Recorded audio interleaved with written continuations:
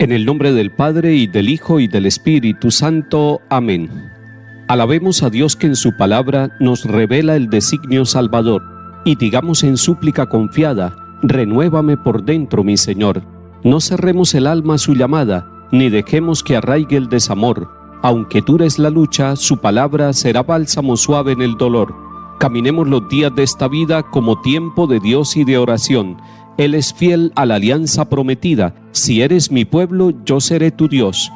Tú dijiste, Jesús, que eras camino para llegar al Padre sin temor. Concédenos la gracia de tu Espíritu, que nos lleve al encuentro del Señor. Amén. Lectura de la carta del apóstol San Pablo a los Romanos, capítulo 9. Hermanos, digo la verdad en Cristo. Mi conciencia, iluminada por el Espíritu Santo, me asegura que no miento. Siento una gran pena y un dolor incesante en mi corazón, pues por el bien de mis hermanos, los de mi raza según la carne, quisiera incluso ser un proscrito lejos de Cristo. Ellos descienden de Israel, fueron adoptados como hijos, tienen la presencia de Dios, la alianza, la ley, el culto y las promesas.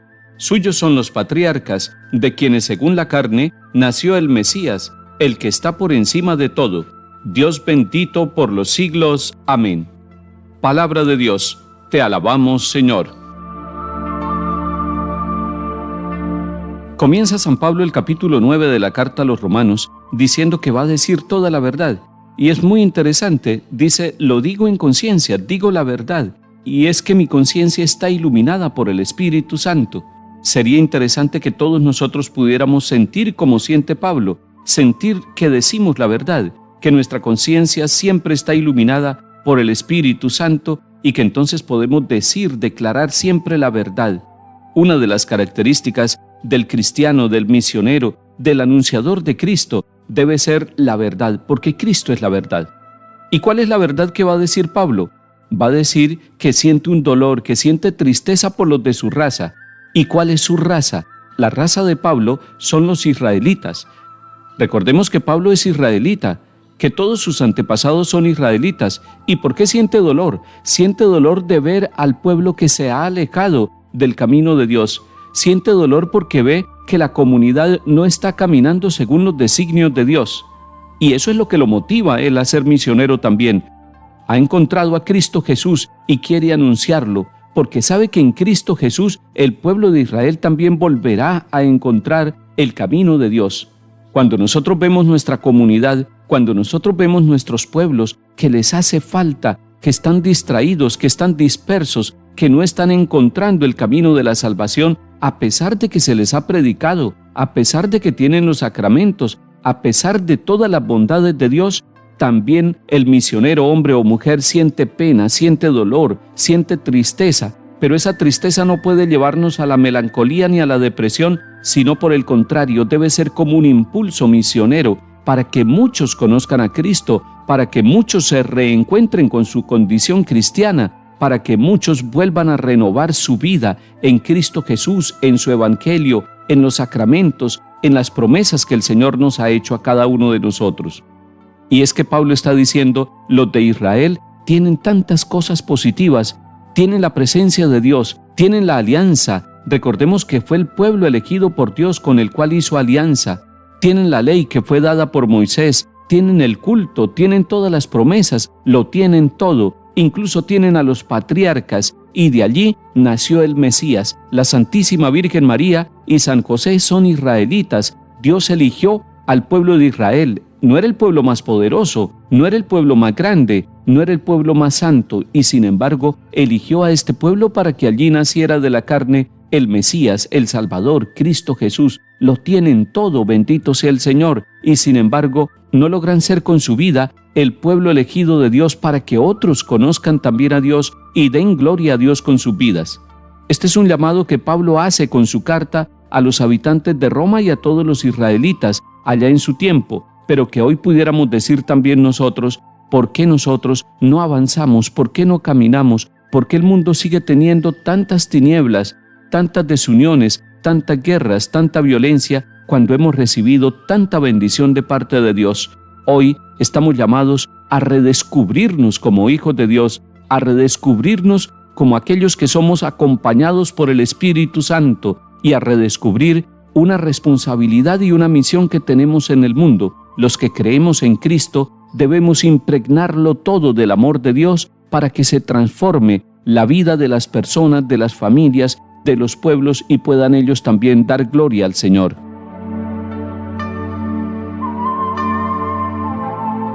Salmo 147.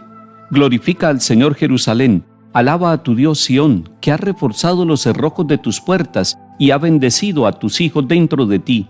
Ha puesto paz en tus fronteras, te sacia con flor de harina. Él envía su mensaje a la tierra y su palabra corre veloz. Anuncia su palabra a Jacob, sus decretos y mandatos a Israel.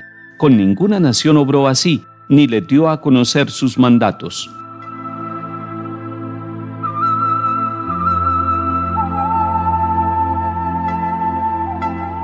Lectura del Santo Evangelio según San Lucas, capítulo 14. Un sábado entró Jesús en casa de uno de los principales fariseos para comer, y ellos lo estaban espiando. Se encontró delante un hombre enfermo de hidropesía, y dirigiéndose a los maestros de la ley y fariseos, preguntó: ¿Es lícito curar los sábados o no? Ellos se quedaron callados. Jesús, tocando al enfermo, lo curó y lo despidió. Y a ellos les dijo: Si a uno de ustedes se le cae al pozo el hijo o el buey, ¿no lo saque enseguida aunque sea sábado? Y se quedaron sin respuesta. Palabra del Señor. Gloria a ti, Señor Jesús.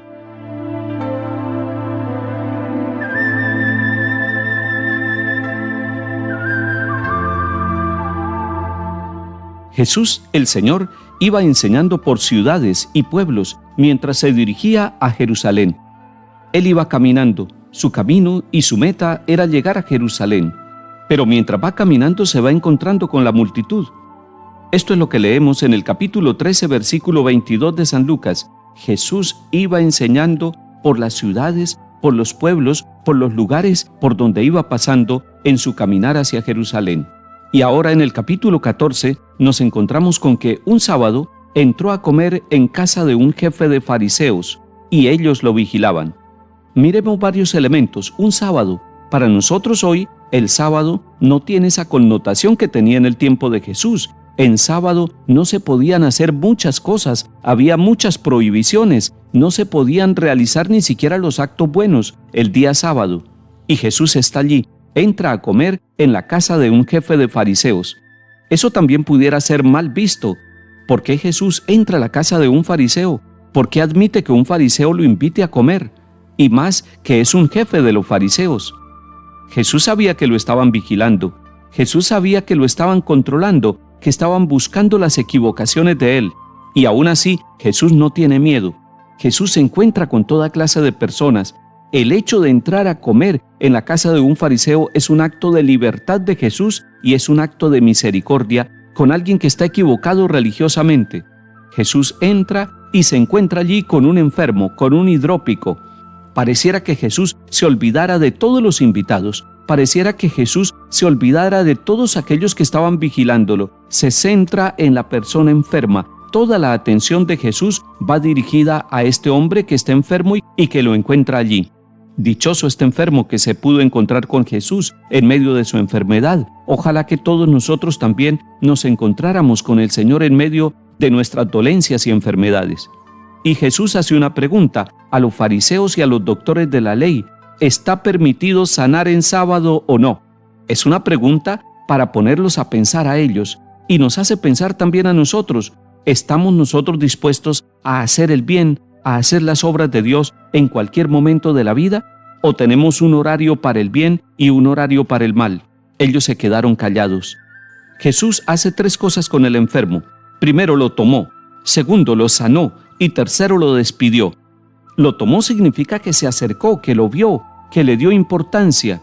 Lo sanó significa que Él obró la salvación en este enfermo y seguramente que no fue solamente la sanación del cuerpo, sino también la sanación del espíritu, la sanación integral, porque el Señor lo hace así con cada uno de nosotros y luego lo despidió.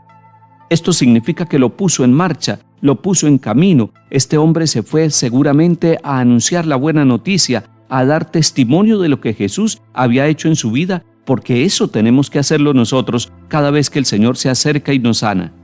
Como aquellos fariseos podían estar escandalizados y lo estaban vigilando, por eso Jesús les hace otra pregunta. Les dice, si uno de sus hijos o un buey se va al pozo, ¿ustedes no lo sacan enseguida? Lo que ha hecho Jesús es sacar del pozo, sacar del abismo a un enfermo y nos saca a cada uno de nosotros. Esto nos llena de alegría. Ese es el Dios con nosotros. Él se acerca, nos da la mano, nos saca del pozo, nos saca de las enfermedades, nos saca de las esclavitudes. Por eso hoy dejémonos sacar por el Señor Jesús. No importa el día ni la hora, lo importante es que cada encuentro con Jesús es el tiempo de salvación, es el tiempo preciso para que nuestra vida cambie, para que nuestra vida se renueve. Que el Señor nos bendiga y acompañe, en el nombre del Padre, y del Hijo, y del Espíritu Santo. Amén.